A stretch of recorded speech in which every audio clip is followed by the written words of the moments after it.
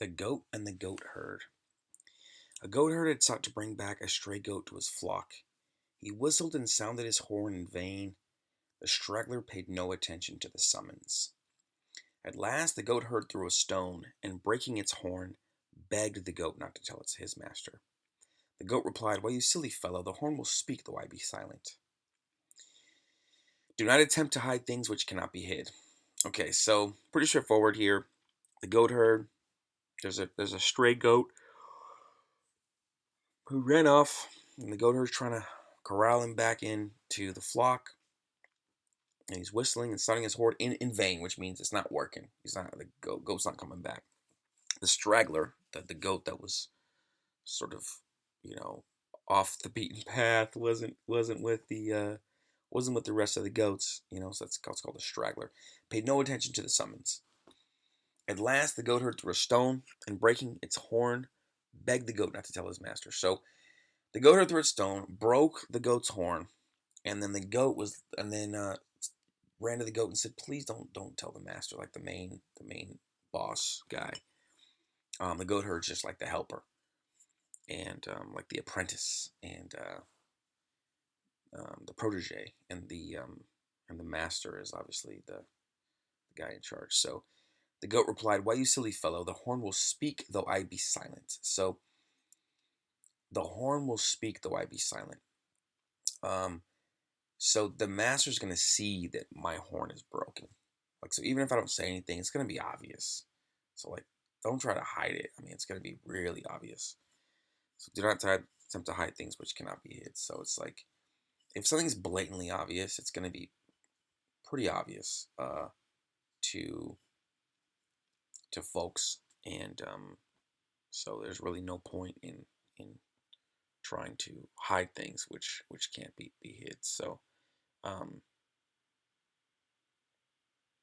it kind of reminds me of when I have a twin brother. When we were 12, we were in Indiana. We went to Indiana to live at our aunt and uncle's house for a summer. I think we were there for 3 months or 6 months, and I forget why, but we moved there, and it was a short block of time. Uh, but it was an awesome adventure. They lived on a big farm, and they had a river in the backyard, the creek, and we used to pick blueberries. It was really cool. It was very idyllic. Um, you know, but I remember that they had this shed, and there were 2 floors, and my cousins Jeremy and Nikki were there, and my aunt Shelly and Uncle Ted were taking care of us, and my twin Chris was on the top, and he was dropping stuff, like we were cleaning out the shed, we were trying to help out, and having fun, and he dropped a log on my head, and he's like, "Watch out!" And I remember thinking, like, "Oh, should I move? Maybe I should move. Should I look up? If I look up, it's probably gonna hit me in the face and like break my nose or something. Something's falling." Like, I just, because he was like, "Watch out," and I was like, "Man." So I just stayed still. I'm like, hopefully he didn't drop it right on my head. Maybe it hits my shoulder, hits my arm or something, and just misses me. So I just tried to freeze. It was a square shot. It was just like bam, right at the top of my head. It was wild, and I had blood all over my head, and it dried. I remember what the weather was like. I'm pretty sure it was the summer, so it was warm. It was in South Bend, Indiana, and then we got called in to eat, and so they made us some sandwiches and stuff, and Uncle Ted was sitting in the house, and I think he'd gotten home because he worked regular hours, but I don't know, maybe it was a weekend or something. Anyways, he was eating, and we were trying to hide it. It was like, I don't know why I was trying. I think obviously I didn't want my brother to get in trouble. There were multiple reasons, but I don't know. I think we were scared, like, that we would get in trouble, or yeah, I mean, and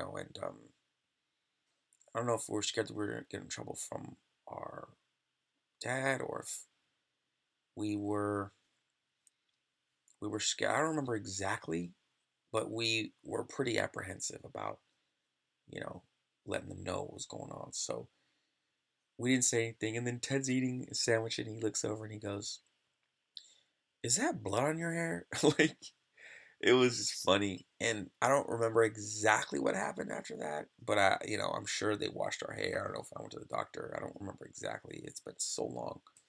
Um, but it was just I just remember that quote where he's like just eating his sandwich and he's just looking over like, "Is that blood on your hair?" Because it was like you can't hide it. Like, and I didn't try to wash it because we just went straight in the house. Like I said, could have went upstairs.